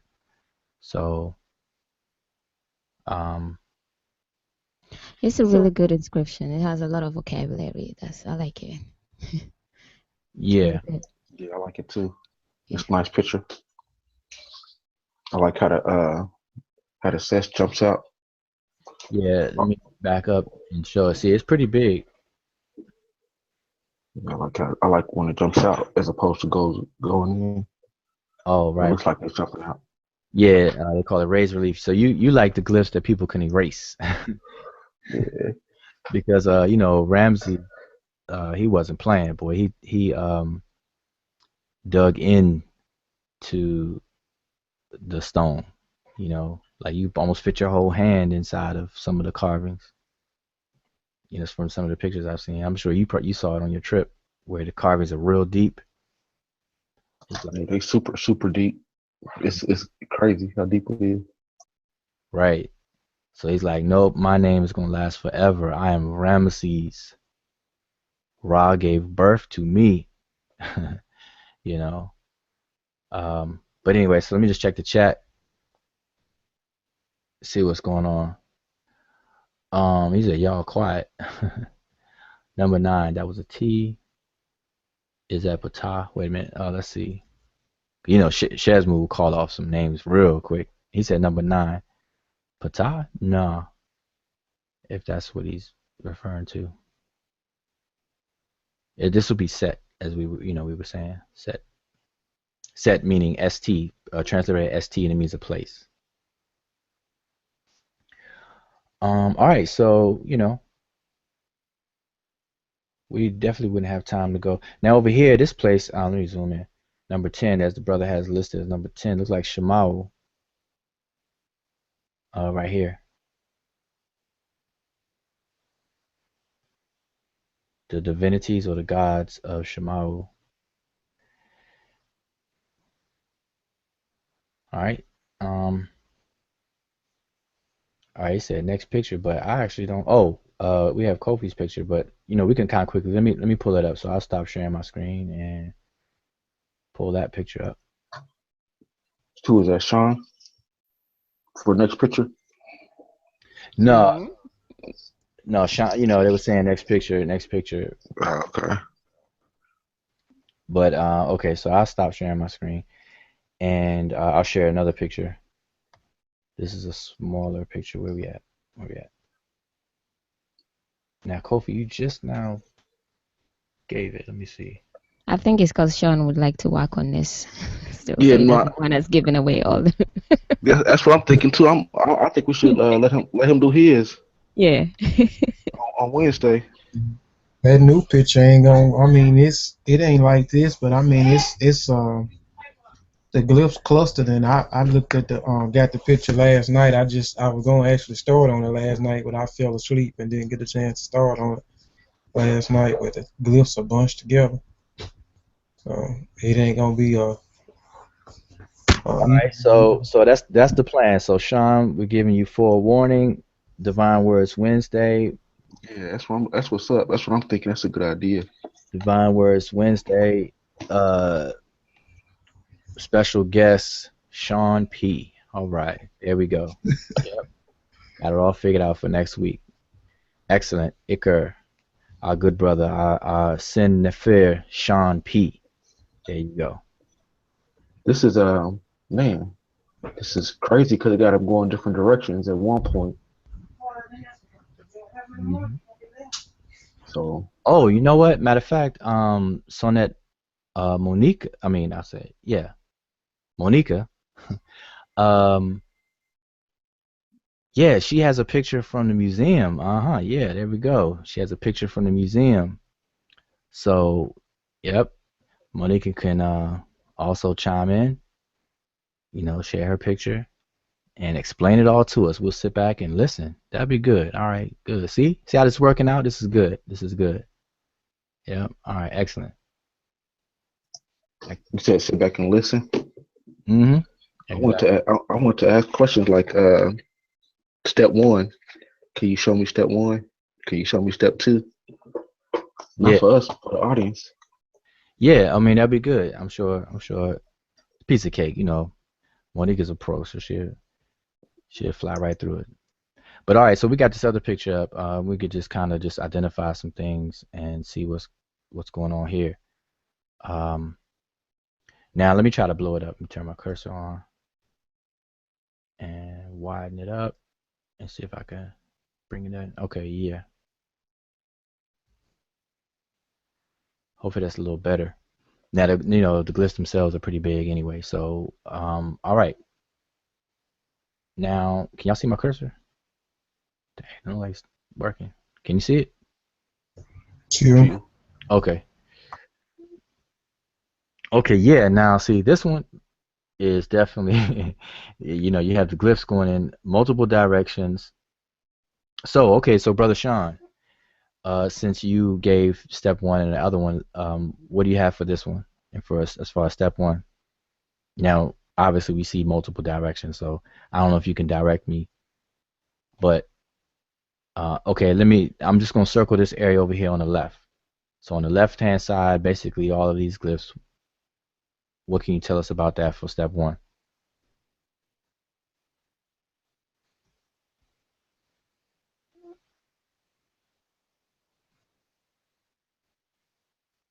Okay, excellent. Monica, that's good because she said she's gonna work on one. Good. I mean, that's all it is. Nothing to it but to do it, and we're having fun, and we're all learning. And trust me, there's a lot to learn about the languages, plural, of Kemet.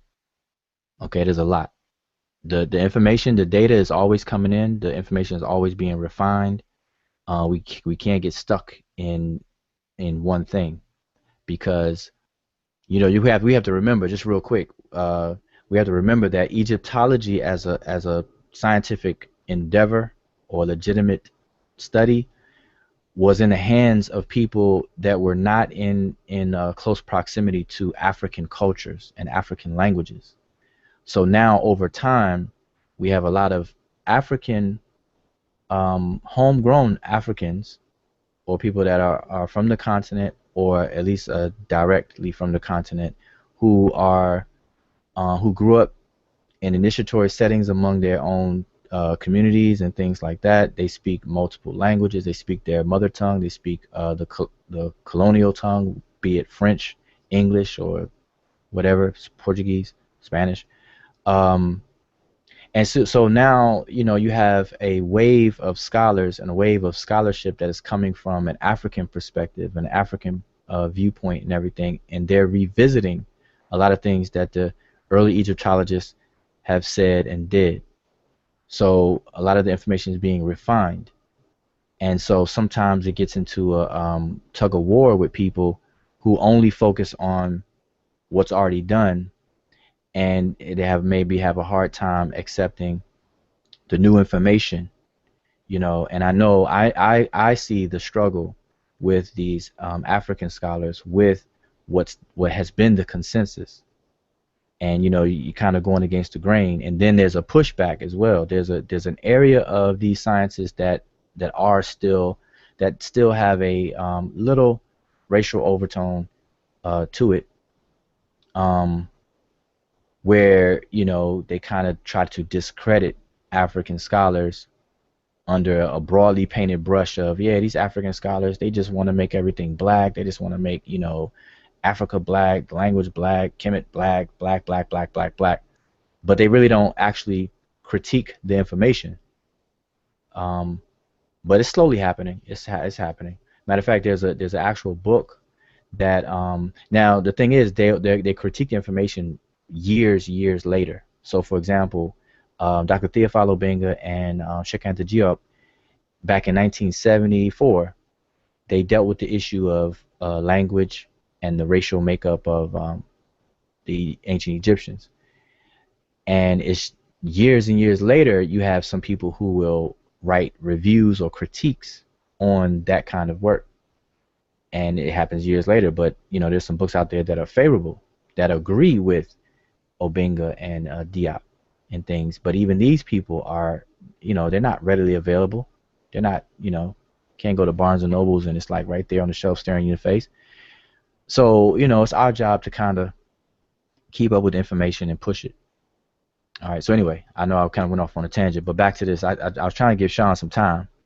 See, Sean, I'm doing you a favor. I'm giving you some time to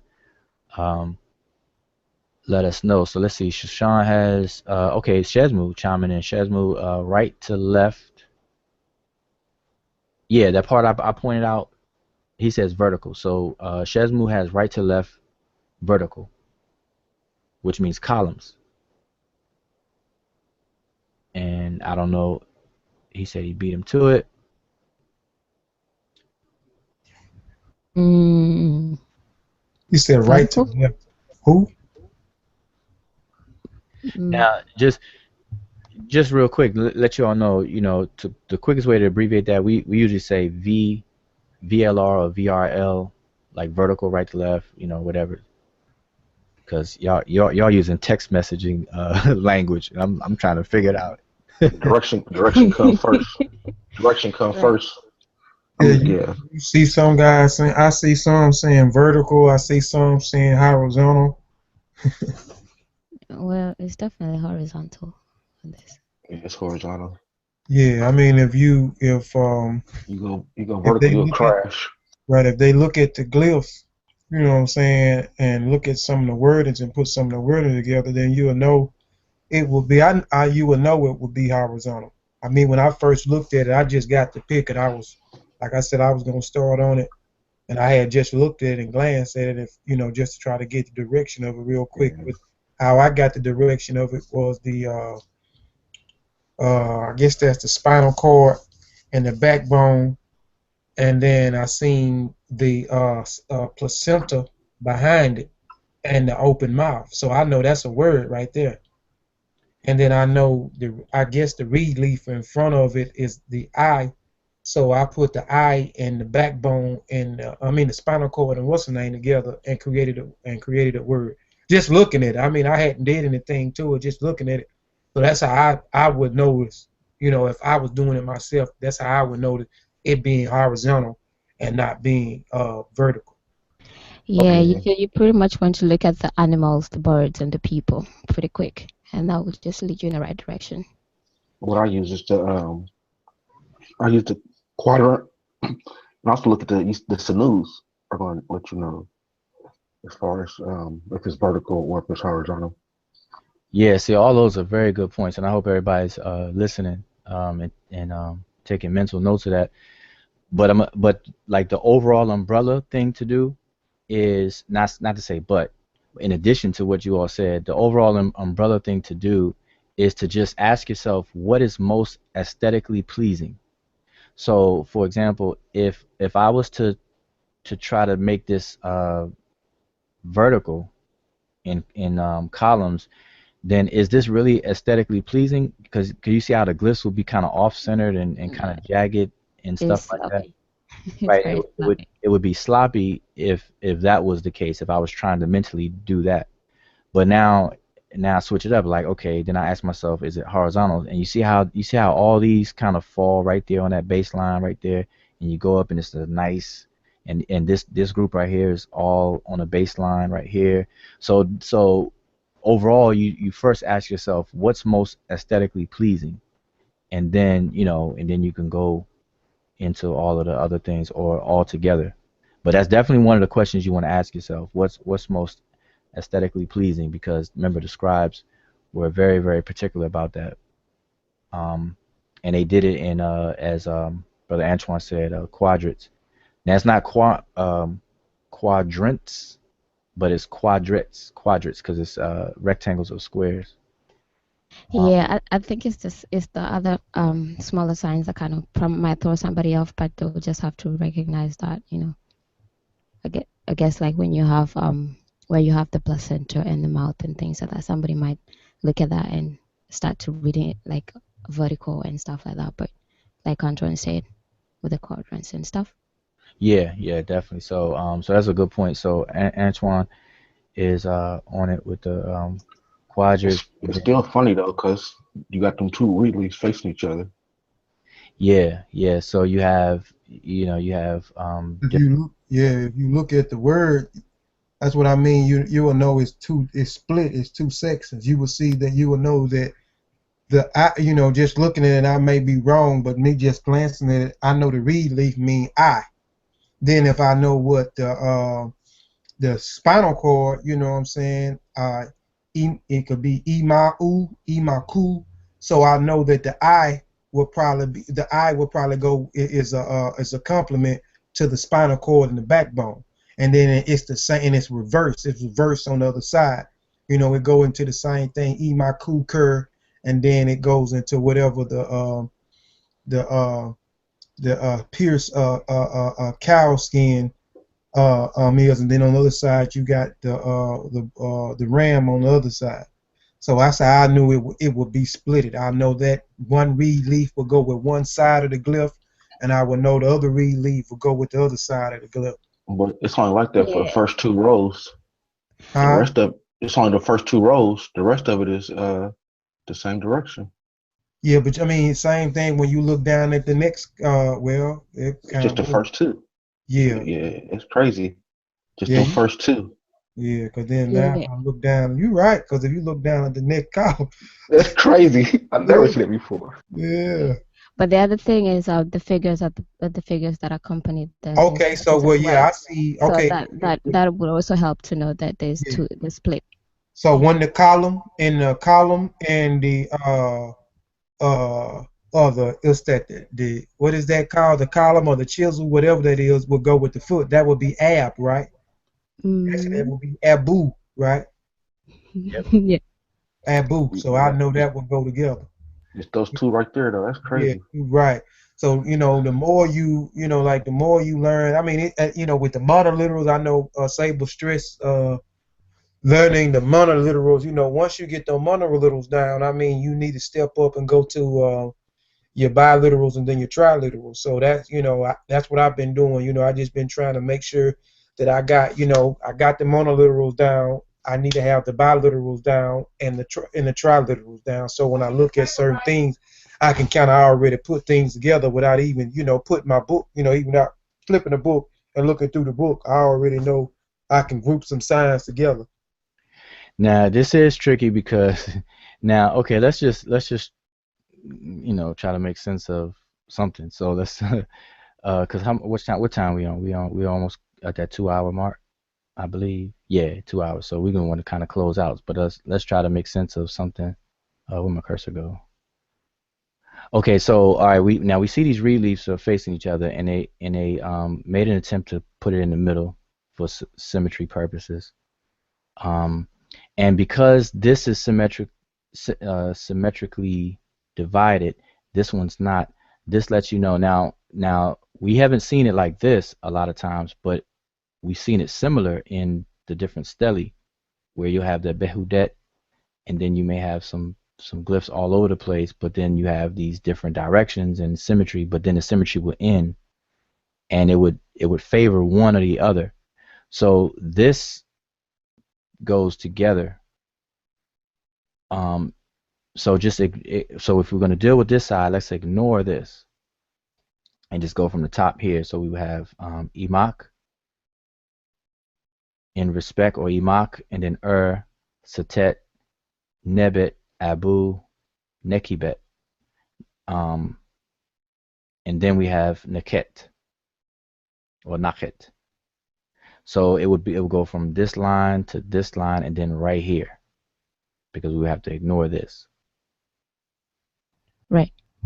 Okay, so not ignore it, but I mean as far as this particular reading. So imaku are satet,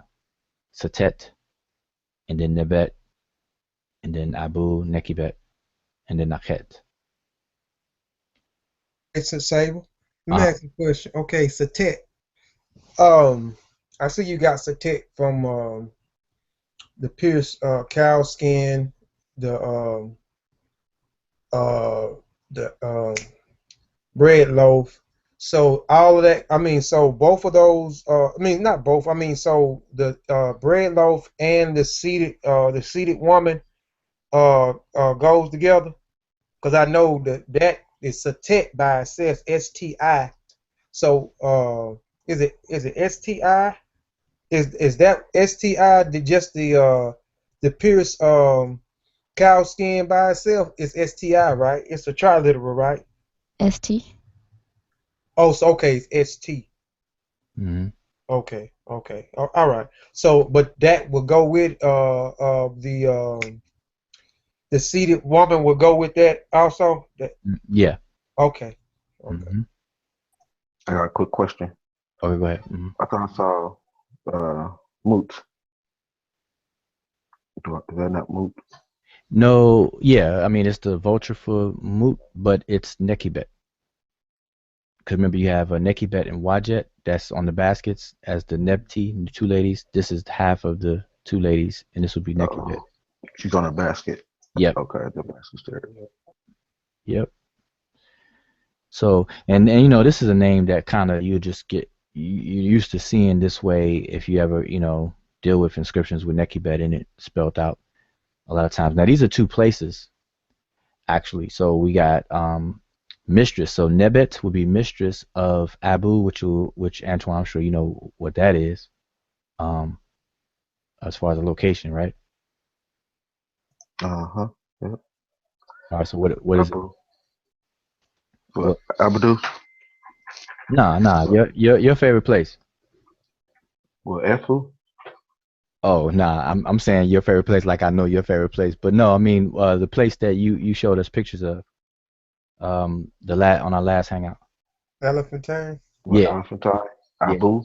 yeah. Abu, Elephantine. They call it Elephantine now, or whatever. But you have Abu and then Nekeb or Nekibet. No, where's Neki Bet? Well, it's right here. This sign, I'm but saying like location. You said there's two locations? oh, Nekeb. See how you see these 2 miles, 2 hills, 3 hills. well, okay, one second. So we have Imak, which will be the revered or the honored, in respects to Satet, which is a person, and then mistress of. So usually when you see mistress of, it'll be mistress of a location. So mistress of Abu, a location, and then Nekibet, not necessarily the what you call it, the deity, um Nekeb. Actually you don't see the what you call it, the That's it. the determinative that says the location. You see it here. See that you see the three hills. I don't know if you ever see it. I mean maybe the Yeah, I come. see it. Yeah, I Oh, see it.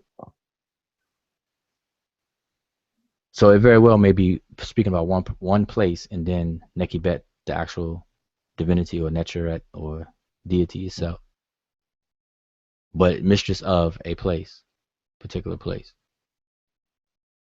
And then we have Nakhet, which is like strength, power, those kind of words. And see, and then you notice the rest of them are facing the other way, so we know that it won't go with this inscription. So it seems like it interrupts, and Right. this would be quite different than what we were normally used to. So if we were to go this direction and read and go through it, then it'll probably make more sense. So we have the revered in regards to, and then we have Kanum or Kinmu, and then we have Neb Cab or QB. So Lord of this, and this is where the books will come in handy because Cab, we're like, okay, Cab, what is that? That's not something that's like a very very frequent word.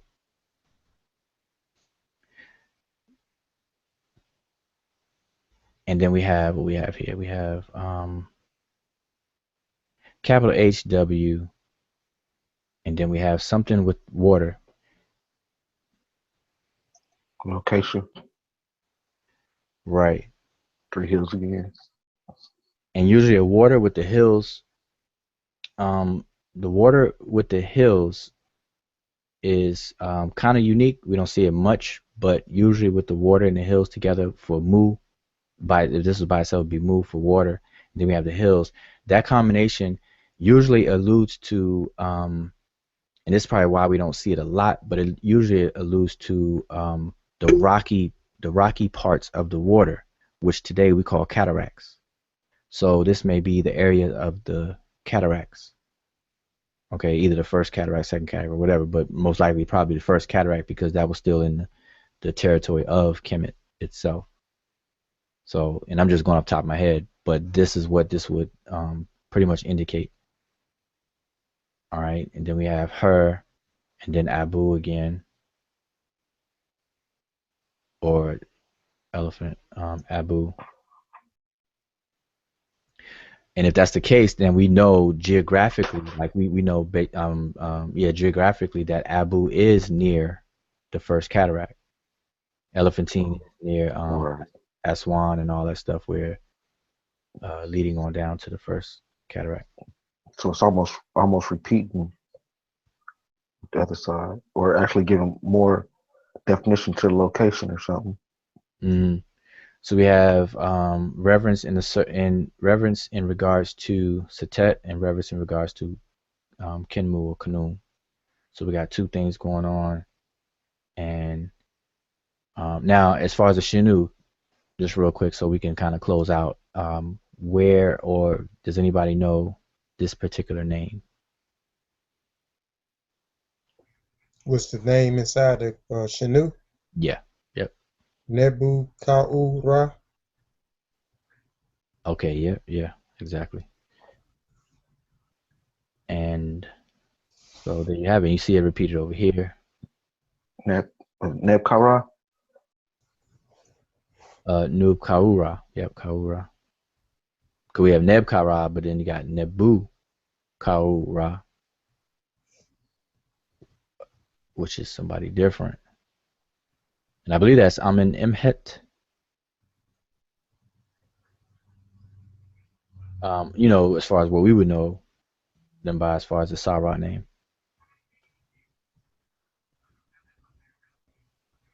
But all right, I'm gonna just stop sharing that and get back to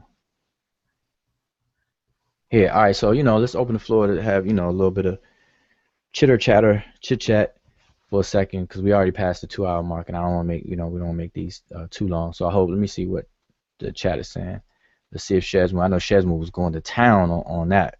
He got Abu Simbel, who Hahi now, Vata, Neat.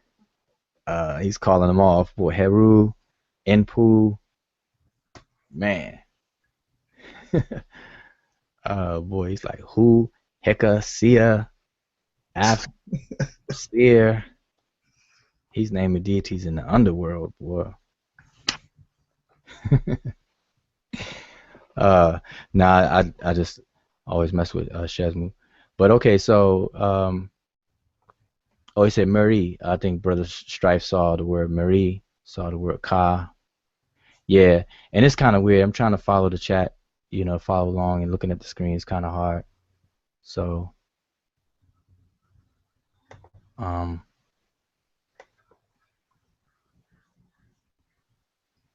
Shesmu said, "Wow, offensive." Yeah, no, we just messing. No, but for real, just to give Shesmu his props, definitely. Shesmu has definitely, I could tell Shesmu has been studying on the low. Shesmu probably sitting up at night studying, getting the study in, and it shows. So that's good. That's good. So I definitely want to give you your props for that, Shesmu, because it definitely shows. Because you're breaking down the directions of the glyphs, some of the words and everything like that. So it's real clear. All right. And everybody that chimes in does a good job. Definitely. So, anybody on the panel got any chitter chatter?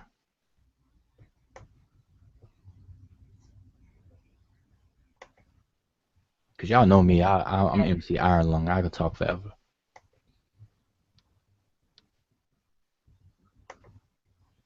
I had somebody clicking. Boy, that's Kofi clicking away. Click. Oh yeah, I'm sorry. I thought I had my phone. My thing muted. I'm sorry. Well, if nobody has anything else, then we've definitely been 2 hours. Went 2 hours in. It's Friday night now. Sleep is for the week, so I'm gonna be up. Still doing something related to the language. You know, right now my focus is on a synchronic description of older Rodney Kemet. You know, and basically that entails describing the grammar of older Rodney Kemet, which will consist of old and what they call old and middle Egyptian. All right, so that's where my head is at and my focus and everything, and it's very interesting, very interesting to analyze that, to look at that, and you know, give descriptions of you know, what's going on and everything like that. So very interesting, very interesting. Yes, and it answers a lot of questions, and it kind of goes back into what I was saying before, where you know we can't be stuck in certain information because we have to remember that we are indebted to early Egyptologists for the documentation, the tedious documentation that has taken place over the last century, you know, and by that I mean taking pictures of a lot of things, redrawing a lot of things on the wall, going to Egypt, sitting at the base of a temple, and you know, with a drawing pad, sketch pad, and drawing the glyphs as best as possible, whatever the case is. You know, while digging is going on, you know, excavations are going on. They're drawing up things, taking pictures, or whatever the case is. So the documentation of a lot of this stuff, we're indebted to a lot of early Egyptologists. But now, when it comes to interpretation and the final analysis of things, the early Egyptologists were handicapped, period. And what handicapped the early Egyptologists is the lack of the intimacy with other African cultures and African languages, hands down. And everybody should pretty much understand that. I don't think that's too much debated because even these early Egyptologists will admit to that, especially when it comes to language itself. Okay, so a lot of Egypt is being interpreted through the eyes or the lens of an absence of African worldviews. So a lot of it is being interpreted through the eyes of a Abrahamic Middle Eastern region type of lens, Christian, biblical, things like that. All right, so what African scholars are doing now, have been doing for quite a while, but you know, it's gaining momentum, a lot of momentum, is to reinterpret, redefine, refine a lot of the things that was once said and put it into African context. Not simply because it's African, but it's because it's very scientific to do so, and they're using scientific means and methods to do so. So, for example, with the languages, the historical comparative method is a set of tools that linguists use to reconstruct a pre-dialectical language, which means the parent language of children languages or sibling languages. And you have to do that in order to tell genetic relatedness of these different languages. This is something that the early linguists and Egyptologists did not do when it came to African languages, but they did do when it came to Indo-European languages, because that's what they have an affinity to. You have to remember that you know, to these early scholars, their affinity was to Greece as a classical civilization, Indo-European, Sanskrit, and those Indo-European languages. They spent a lot of time on all of that. They didn't do the same thing when it came to African languages. So they tended to clump African languages all together based on typographical features, which are just surface features that jump out at you, but not a genetic analysis. So African scholars are taking it 9-10 steps further than what these other scholars have done, and as a result of that, we are forced to reclassify these languages and to look at Kemet phenomenon in the Nile Valley differently. So this is the things that we have to keep up with. And so when I say, you know, I'm finding it interesting when I'm looking at this older Rodney Kemet, which is older Egyptian, because you can pretty much divide the languages into two major groups. The older one of those is different than the later one, and you can clearly see it once you analyze it. So um, anyway, just kind of want to touch on that a little bit. But if nobody has anything else to say, Sonet Tonica, you can close us out, and we can call it a night. Friday night. Let everybody get have their fun for Friday or get their study on. All right. Yeah. I'll just close out by saying dua to the panel and everybody watching, and obviously those who will be watching in the archives as well. And definitely join the group page. Is Seshew mdw-ntr. And for more information, you can check out www.mdw-ntr.com. That's www.mdw-ntr.com. And I will just say dua, Karen and Shema Motep.